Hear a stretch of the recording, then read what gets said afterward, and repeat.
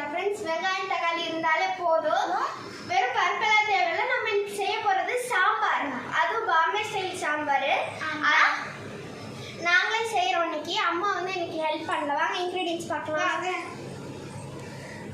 Tomato, onion, உப்பு, அப்புறம் பச்சை வரமிளகா, இது வந்து கடல மாவு 2 ஸ்பூன்ஸ், அப்புறம் கருவேப்பிலை, ஆயில், இது வந்து சாம்பார் மசாலா, சாம்பார் தூள், இது மஞ்சள், இது வந்து கடுகு உளுந்த பருப்பு. வாங்க இப்போ நம்ம செய்ய ஸ்டார்ட் பண்ணலாம். அடுப்பு பற்ற வச்சுக்கலாம்.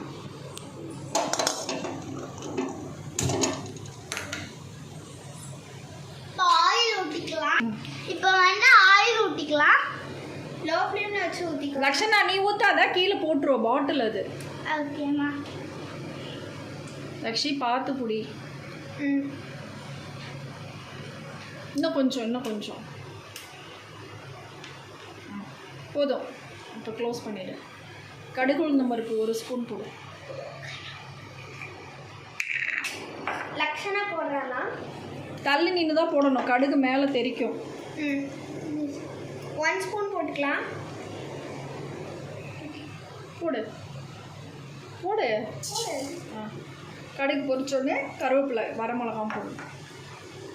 அடுப்பு லோ ஃப்ளேமில் வச்சுக்கோங்க ஃப்ரெண்ட்ஸ். அப்புறம் கொஞ்சம் மேலே ஏற்றிக்கலாம். அதான் சீக்கிரம் கொதிக்கும்.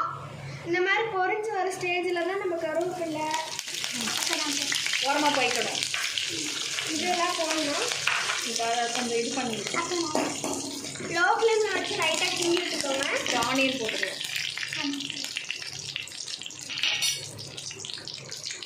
பார்த்து போடு லக்ஷனா. நம்ம ஃபஸ்ட்டு கையில் இருந்தால் போடு. நம்ம ஃபஸ்ட்டு கையில் இருந்தால் போட்டுட்டு அப்புறம் கப்பில் போட்டுக்கலாம். ஃப்ரை பண்ணுவோம் ஆனியன் நல்லா. லோ ஃப்ளேமில் வைக்க வேணாம். இப்போ ஹை ஃப்ளேமில் வச்சு நம்ம ஃப்ரை பண்ணலாம். இப்போ ஆனியன் வந்து நல்லா வதங்கிடுச்சு ஃப்ரெண்ட்ஸ். இந்த ஸ்டேஜில் நம்ம லோ ஃப்ளேமில் லைட்டாக வச்சுட்டு தக்காளி டொமேட்டோ போட்டுக்கலாம். டொமேட்டோ அதில் இருக்கிறதுலாம் வலிச்சு போடு. டொமேட்டோ நல்லா ஃப்ரை ஆகணும்.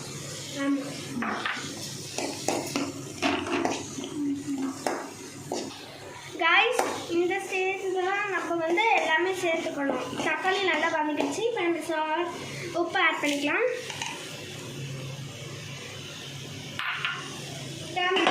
ஒரு ஸ்பூன் போட்டுக்கலாம். கீழே பாட்டில் வச்சுட்டு போடு. ஸ்பூன் எடுத்து பாட்டில் கையில் வைக்காத. இப்போ நம்ம வந்து டேமரிக் ஆட் பண்ணிக்கலாம். அது மூடி வச்சுடு. நல்லா மூடு. பாட்டில் எடுத்தால் நல்லா மூடணும், இல்லாட்டி தூக்கையில் உடஞ்சிடும். இப்போ சாம்பார் தூள் பார்த்து லக்ஷி, கையில் நீ எடுக்காத லக்ஷி. சாம்பார் தூள் 1 ஸ்பூன் போட்டுக்கலாம். இன்னும் கொஞ்சம் போடாது, சின்ன ஸ்பூன். ஆமாம், உங்கள் வீட்டில் பெரிய ஸ்பூன் இருந்துச்சுன்னா 1 ஸ்பூன் போடும். மூடிடு.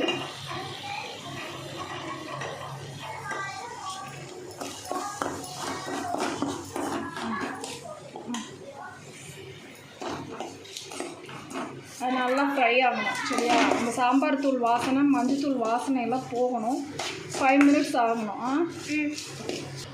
இப்போ கடல மாவு வந்து கரைக்கணும். நல்லா கட்டி விடாமல் கிண்டணும் ஃப்ரெண்ட்ஸ்.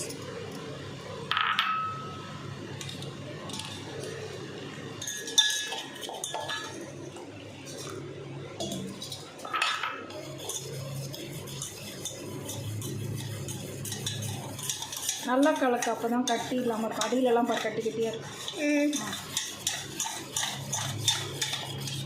இன்னும் கொஞ்சம் தண்ணி ஊற்றுக்கோ.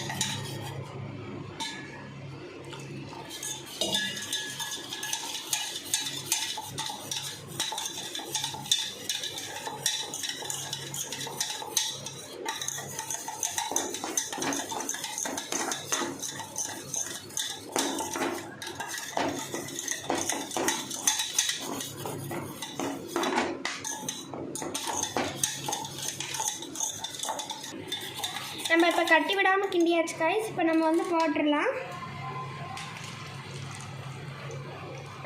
இன்னும் கொஞ்சம் தண்ணி கலக்கும்.